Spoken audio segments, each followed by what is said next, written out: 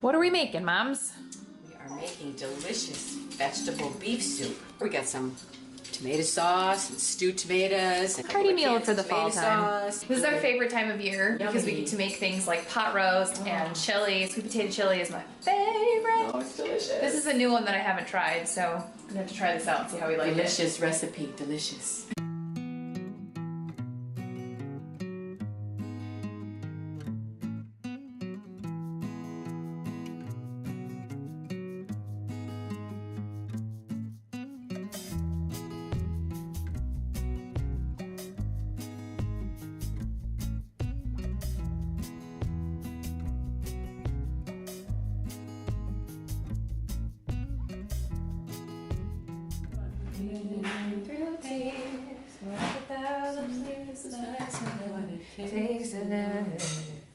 This is my mom, Sandy. And I'm Andy. Sandy Mandy, yes, it rhymes. Welcome to our little get together. Why are we making this video?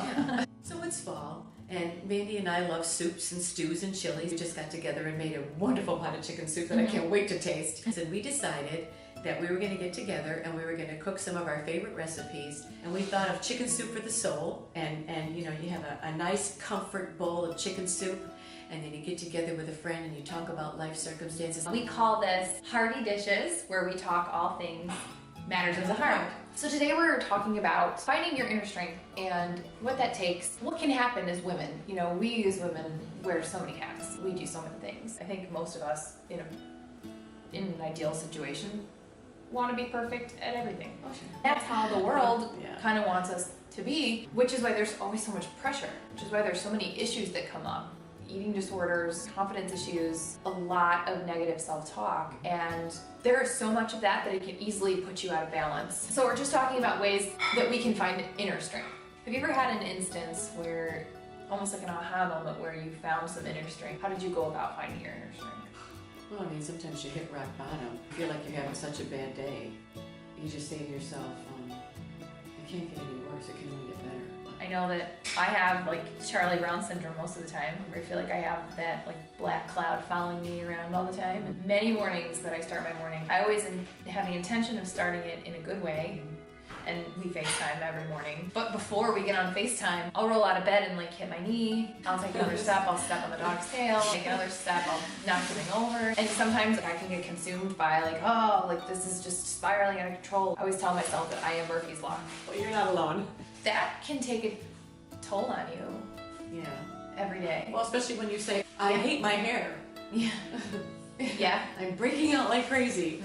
I didn't sleep good last night. Which I didn't. You know. Positive. You're not alone, Negative. don't worry. But yeah, well, that self-talk can really make or break your day. You can either say something negative, and if you keep saying the negative, you're gonna believe it. What kind of tools do you use to capture your inner strength in order to get yourself from a negative place to a positive place? Because I think that's something that everybody, particularly women, go through, where you kind of feed that negative self-talk. Yep. And it affects every single aspect of your life. I know for me, it's my faith, and I have to just say, oh Lord, please just take this from me. I'm having a really bad day. I gotta start over again and try to have a positive attitude, and sometimes that's not always easy to do, but you have to do it, otherwise you destroy yourself. All that self-negative talk doesn't help anything. I suffer from depression. Depression and anxiety is really unpredictable, and in trying to constantly do this impossible thing and trying to be perfect, I overwhelm and exhaust myself. To kind of find my ground, I have to force myself to look at something positive, which is really hard to do sometimes. When you just spend so much time just thinking that way, you become that way, you're consumed by that. So a way for me to break away from that and find some kind of strength and some inner strength is I started this gratitude jar. And every day, there's dog hair all over this. A lot of things to be grateful for there. I told myself at the end of the night to think of something that I'm grateful for and not just something that's surface. And I stick it in there, and then at the end of the year, I take everything out and I read it, and it gives me some perspective on the year before. That's really good. But some days, I mean, it's like... That really puts the positive on who you are and what you're doing, because there's so much to be grateful for. I gotta be honest, there's days where it's like, they're all private thoughts or prayers or things that I'm grateful for, obviously, but sometimes it's like, I'm grateful for tears. Yeah. Things like that aren't just like, I'm thankful for having a good day. It's like, no.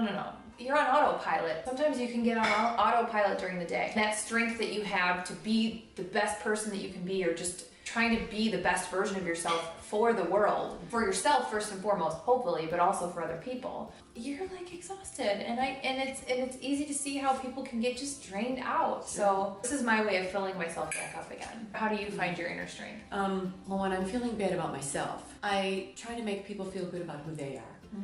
I'm a people person. If I take my worries and my cares about myself and I turn it around and I pay someone a compliment, or I do some kind of random act of kindness for them, I feel better about myself. And I'm making them feel good about who they are at the same time. I try to channel that energy into somebody else. Do you do anything else? The silent scream! That always helps. Okay, so she's more of like the glass half full, definitely a silver lining person.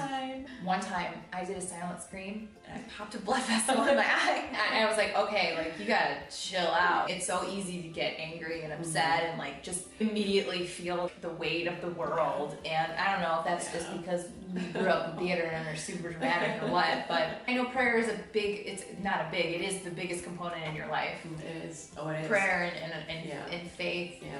I take a negative moment and I try to make it positive right away. I'm stressed and I'm pressed for time. I'm on a deadline. I've got to get certain things taken care of. And I want to roll my eyes, but then I know it's negative, so I'll be like, please God, just please Jesus, just help me get through this. And He does. I mean, that's the amazing part about it. I trust it, I believe it, and I know it will happen. And it does. Somehow when I do that, it always turns out right. And I can breathe a sigh of relief and I can be like, oh, thank you. And I feel good. Rather than carrying around a heavy load, I feel better. I just can't be perfect, but I want to try really to do the best that I can. And I can't honor God if I'm being negative. Sometimes I'll wake up in the morning and I'm thinking all kinds of happy thoughts, and it's a good day. Thank you, Lord, it's a good day, you know. Be with me during my day. And everything will go wrong in the morning. It's just like you said, Murphy's Law. If anything's going to go wrong, it's going to happen on my watch, to me. But each day I wake up and it's like, okay, it's a new day. I've got a choice. Can I be happy about today, or I'm going to be, I have that choice. And I really do try to choose to be happy every day. But yeah, I like your idea of the gratitude jar. I think that's a good idea. We have so much to be thankful for. It's helpful. Yeah. It's helpful when you're really mindfully doing it as well. You notice a difference when you're just like writing something down and throwing it in there. When you can really reflect at the end of the day what filled your heart up. The more that you do it genuinely, it starts to change you. I've noticed a difference when I would actually delve in and I would read the Bible. I mean, I've always had faith, but really having a growing faith has been noticeable. And so it's noticeable when I set it down or I don't make it a priority. I notice that things start to change for me, that I start to change, that it's so easy for all that negativity to come back in. It's so easy to talk terribly to myself. It's so easy to feel ugly and useless and whatever. So it's kind of grabbing that and just taking the simplicity of being grateful for something and allowing that faith, being open to letting your faith grow, I think is something that's important. So those are 2 ways that we've been able to find inner strength. Definitely leave a comment or like or share this with your friends and let us know ways that you find some inner strength and how you combat negativity or just the pressures of the world.